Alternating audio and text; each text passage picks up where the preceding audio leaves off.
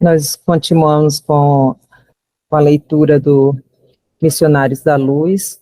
A gente está no quinto capítulo e estamos numa parte em que o André, né, e o Alexandre encontram uma garota jovem que tem bastante potencial mediúnico e tem muita pureza ainda.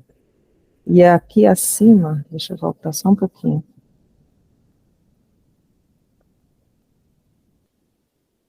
Ele fala essa parte aqui interessante, ó. Do sistema nervoso goza de harmonia invejável, e o seu coração, envolvido em bons sentimentos, comungam com a beleza das verdades eternas, através da crença, perdão, da crença sincera e consoladora. E nós paramos nessa parte que está que isto significa, porque eles estão falando exatamente dessa garota, e o André vai questionando, né? Vai questionando tudo que vai lhe aparecendo nesse aprendizado, né? E se alguém tiver alguma colocação, porque como a gente parou no meio do parágrafo, às vezes fica devendo, digamos assim, um pouco mais de conversa, né? Se quiserem, eu posso voltar para o parágrafo anterior. Deixa eu voltar aqui para ver vocês.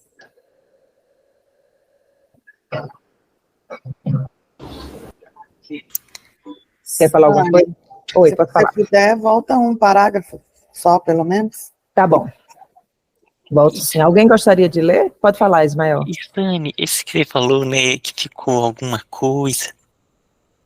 Tem até um ponto que eu fiquei refletindo sobre a nossa conversa ontem, nessa parte, que era, a gente estava falando sobre a criança, né, a pureza que ela tinha, essa ligação mais próxima que ela tem com o plano espiritual.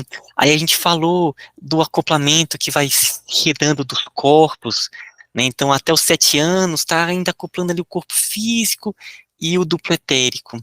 Aí dos 7 aos 14, e ali o corpo astral, que é o corpo das emoções. Depois o corpo mental, né, que é dos 14 ao 21, que é o corpo mental. E nesse acoplamento, a gente vai ficando mais ancorado na Terra. E eu fiquei refletindo sobre isso, né? Então, por isso que a criança, ela está ainda em um contato maior com a espiritualidade, com o mundo maior. Por isso que é tão comum as crianças ficarem vendo. Então, a gente falou sobre isso. E eu fiquei refletindo nisso com relação aos trabalhos espirituais, porque o qualquer manifestação mediúnica, qualquer uma, desde a incorporação, a clarividência, a clareaudiência, o sonambulismo, enfim, qualquer uma delas, ela sempre tem a característica de um pequeno desdobramento ou um desdobramento maior do perispírito, né? Então há esse desacoplamento, uma descoincidência.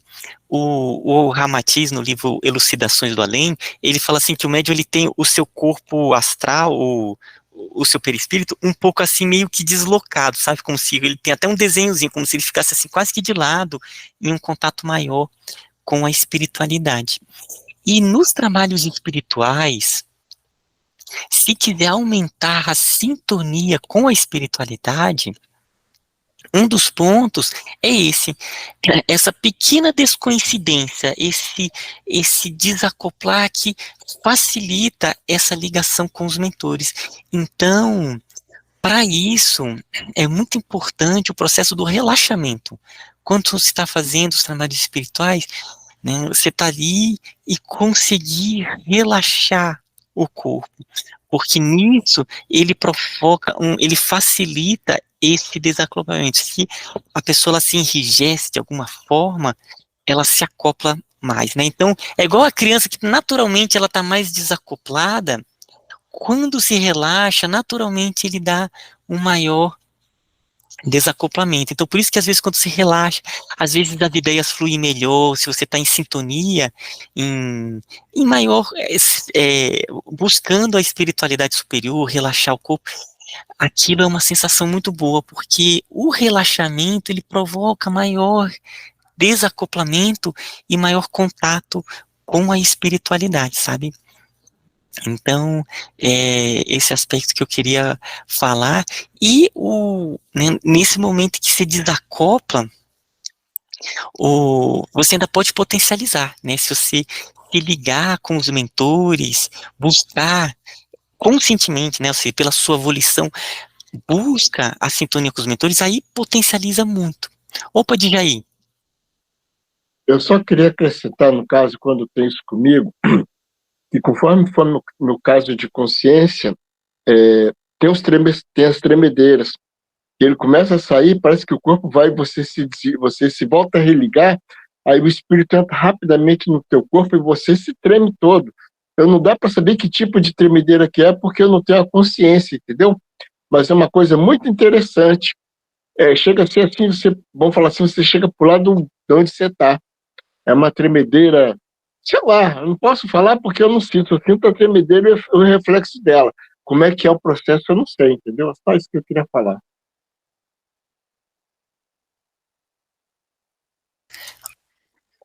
O Silvio está colocando aqui, né, que a música ajuda muito no processo do relaxamento.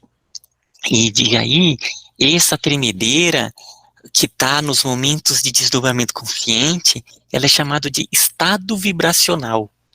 Então, o estado vibracional é aquele momento em que está acontecendo o desacoplamento que dá essa tremedeira que você fala, né, E só ainda uma última, que o Djaí puxou nessa parte do desdobramento, que é essa questão da criança, que a criança ela já está naturalmente já em um desdobramento ali natural.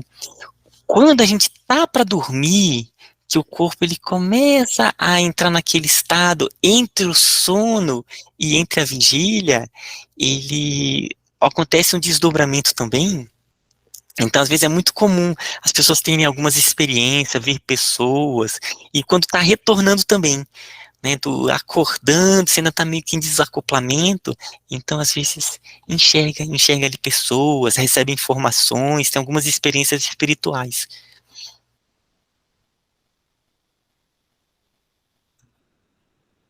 Mais alguém quer fazer alguma colocação?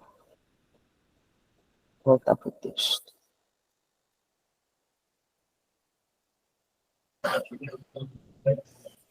Gratidão, Ismael. Importante essa aula aí. Gratidão. Então, eu vou começar daqui do parágrafo anterior. E indicando a mocinha, cercada de maravilhoso halo de luz, acrescentou: conserva ainda o seu vaso orgânico na mesma pureza com que recebeu dos benfeitores que lhe prepararam a presente reencarnação. Ainda não foi conduzida ao plano das emoções mais fortes, e suas possibilidades de recepção no domínio intuitivo conservam-se claras e maleáveis. Suas células ainda se encontram absolutamente livres de influências tóxicas. Seus órgãos vocais, por enquanto, não foram viciados pela maledicência, pela revolta, pela hipocrisia. Seus centros de sensibilidades não sofreram desvios até agora. Seu sistema nervoso goza de harmonia invejável, e seu coração, envolvido em bons sentimentos, comunga com a beleza das verdades eternas, através da crença sincera e consoladora. E, além disso, não tendo débitos muito graves do pretérito, condição que a isenta de contato com as entidades perversas que se movimentam na sombra, pode refletir com exatidão nossos pensamentos mais íntimos. Vivendo muito mais pelo espírito, nas atuais condições em que se encontra, basta a permuta magnética para que nos traduza as ideias essenciais. Isto significa, perguntei, que esta jovem é bastante pura e que continuará com semelhantes facilidades em toda a existência? Alexandre sorriu e observou. Não tanto. Ela ainda conserva os benefícios que trouxe do plano espiritual, e as cartas da felicidade ainda permanecem em suas mãos para extrair as melhores vantagens no jogo da vida. Mas dependerá dela o ganhar ou perder futuramente. A consciência é livre. Então, continuei perguntando. Não seria difícil prepararem-se todas as criaturas para receberem a influenciação superior? De modo algum, esclareceu ele. Todas as almas retas dentro do espírito de serviço e de equilíbrio podem comungar perfeitamente com os mensageiros divinos e receber-lhes os programas de trabalho e iluminação, independente da técnica do mediunismo, que presentemente se desenvolve no mundo. Não há privilegiado na criação. Existem, sim, os trabalhadores fiéis, compensados com justiça, seja onde for. Fortemente emocionado com as observações ouvidas, senti que o meu pensamento se perdia num mar de novas e abençoadas ilações.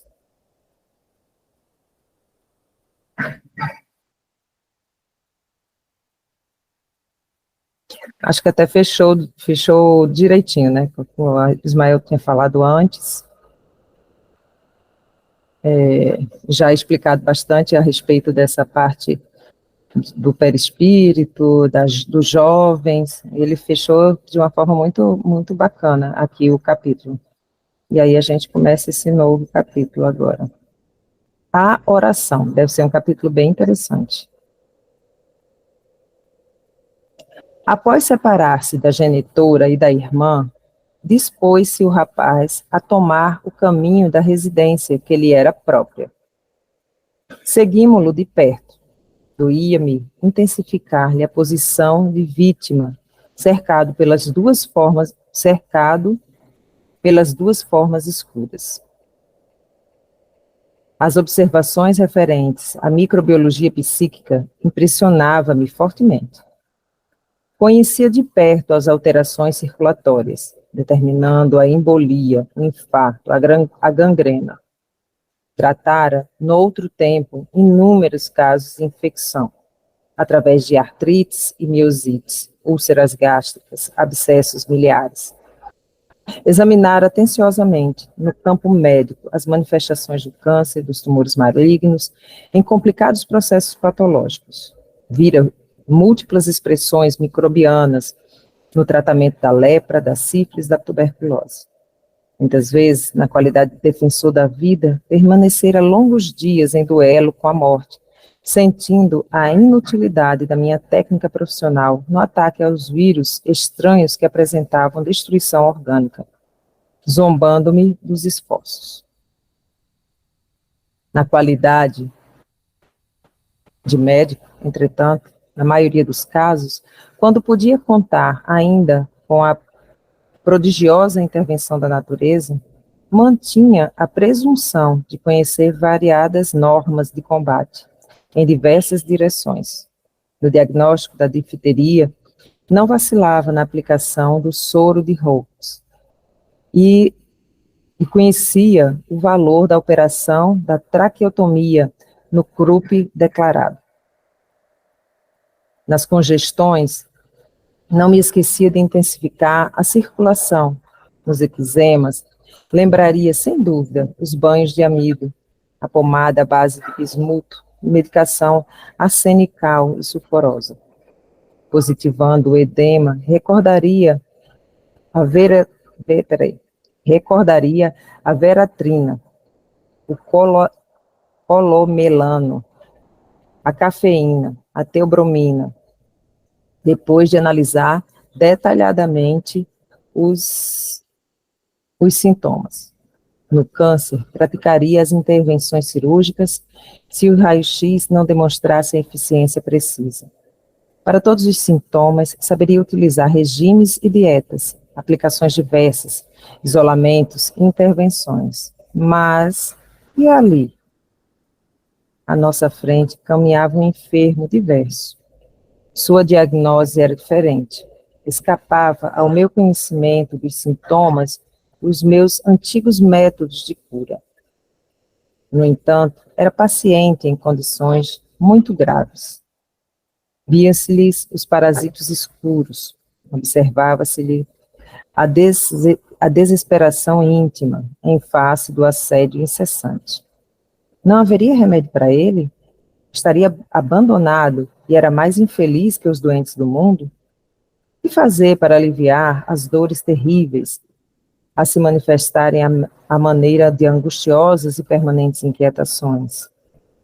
Já havia atendido a entidades perturbadas e sofredoras, balsamizando-lhes padecimentos atrozes.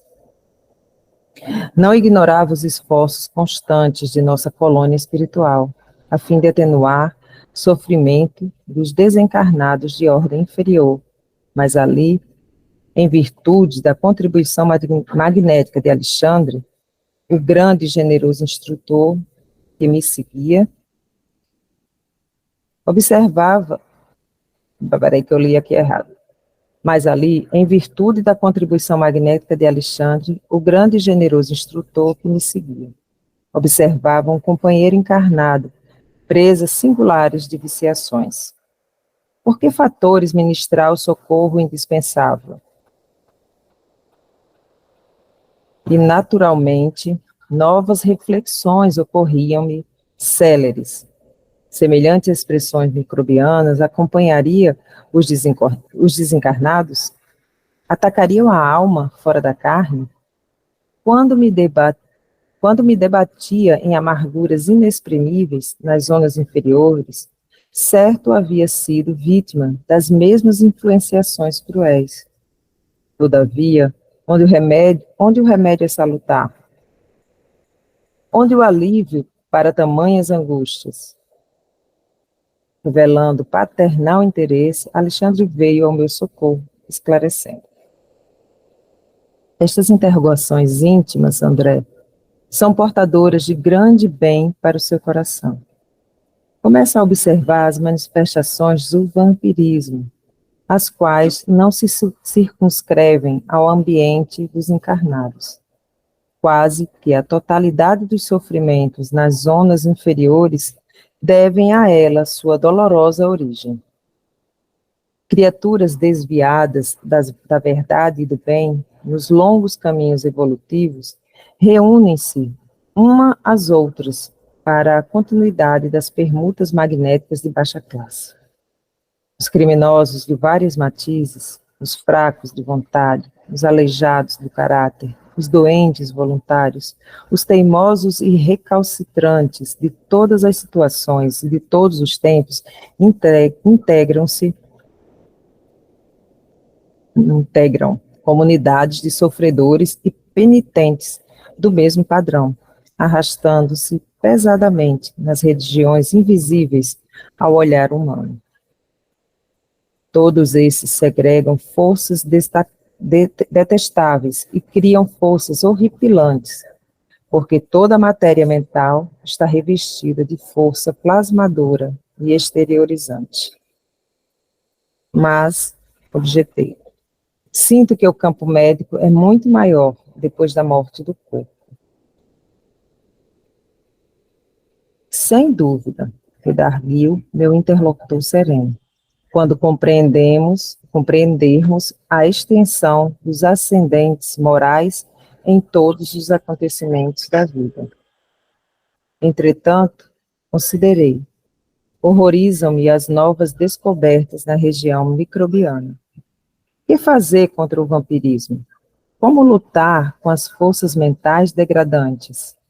No mundo, temos as clínicas especializadas, a técnica cirúrgica, ou os antídotos de vários sistemas curativos. Mas aqui, Alexandre... Sani, só antes de colocar aqui o Alexandre, eu queria só fazer só um comentário nessa parte aqui, quando o André Luiz, nessa conversa com o Alexandre, o André Luiz, ele fala assim: mas, objetei, sinto que o campo médico é muito maior depois da morte do corpo. E a medicina, ela cria, assim, ela aumenta a sua escala de atuação de uma maneira fabulosa, né? E quando a gente pensa no corpo multidimensional, e o que acontece? O próprio conceito de saúde muda, porque aqui o André Luiz falava, olha, ele aparentemente está bem de saúde, mas ele não está. Então, aquele nosso conceito do que é saúde, quando vai se percebendo todo o conjunto do ser, muda completamente, né? O que seria o saudável, né? O que seria o são. Esse equilíbrio com o seu entorno, agora vendo todos esses planos. E aí eu me lembrei do Pietro Baldi, porque o Pietro Baldi, ele, em um dos seus livros, ele vai trabalhando, né, nessa questão do ser integral, ele vai mostrando a importância que vai ter, já tem, mas que ele vai ainda ganhar uma importância absurdamente grande no século que está vindo, né, aqui, nesse milênio que nós estamos vivenciando, porque a psicologia é um tipo também, né, que está trabalhando com aspectos de curas no campo mental. Então, o ser ele vai sendo ali auxiliado, né, ali pelo psicólogo como um médico, né, como um sacerdote, como um mago que vai auxiliando a pessoa a reconhecer, a curar, a tirar determinadas estruturas que não são boas, é, a cicatrizar feridas que estão abertas. Então, vai, vai ampliando toda essa ideia do que é a saúde e onde é que está o foco, né, o foco mesmo, o fulcro das doenças. Então, era isso que eu queria aqui compartilhar. Opa, Silvio! Até um pouquinho acima no texto, ele fala aí que tudo que você pensa, não sei o quê, tudo, de alguma forma, é captado mental, vibracionalmente, agora não me lembro direito como ele falou. É exatamente essa a grande diferença, né? Aqui a medicina olha para tratar o que está vendo e não leva em consideração toda essa transformação de vibrações, de sintonia, que interferem diretamente, não em cada órgão, mas em cada célula do corpo físico e reverberam em todos os corpos que a gente tem nas várias dimensões. Então, conforme essa coisa se expande, e ele nos chama a atenção de que tudo que a gente pensa, cria, é produzido de alguma forma, tem sua referência, né? A gente pensou, aquilo cria uma referência, um impacto nas nossas vibrações, no estado vibracional ao nosso redor, nos nossos campos, né, mentais e todos os outros que possam ser criados, né? E isso expande de uma maneira assim para o nosso pé no chão aqui, assustadora, né? Porque se torna uma coisa infinita as possibilidades, tanto de tratamento como de desequilíbrios e desarmonias levando à doença. Foi bem interessante. Alguém levantou a mão antes? Não? Enfim, bem interessante essa parte, que vocês dois acabaram de falar, porque também, hoje, você já vê que a medicina buscando novos campos para atuação, justamente por enxergar essa situação que não é só a doença física, né? Enxerga, é lenta, então, mas já tem todo um estudo em cima disso, que a medicina atual já está programando, porque eles começam a ver determinadas patologias que as pessoas respondem de forma completamente diferente aos mesmos medicamentos, né? Tá, tudo bem, tem uma biologia totalmente diferente, cada indivíduo é um ser único, mas o mental, como aquelas pessoas mais espiritualizadas, aquelas pessoas que têm mais fé, como elas respondem muitas vezes de uma forma melhor ao tratamento. As pessoas que aceitam melhor as determinadas doenças, determinadas condições, elas conseguem vibrar de uma outra forma e aí passar por aquilo de uma outra forma e têm os resultados às vezes melhores, né? Eles conseguem ver isso. E só para fechar, que é para a Cláudia falar também, como a gente consegue ver a ação dos psicólogos, psiquiatras, que atuam ajudando o mental, né, ajudando as pessoas a encontrarem sua própria organização mental, como elas evoluem, né? E isso também, que tem algumas vertentes que falam que a análise, o psicólogo, isso não é uma ciência pura, né? Tem vertentes que falam isso, mas como que você vê pacientes evoluindo tão bem quando são tratados com psicólogo, com análise e fazendo um caminho de autocura, né? É ajudado, mas é uma autocura também. Né? Pode falar, Glaucia.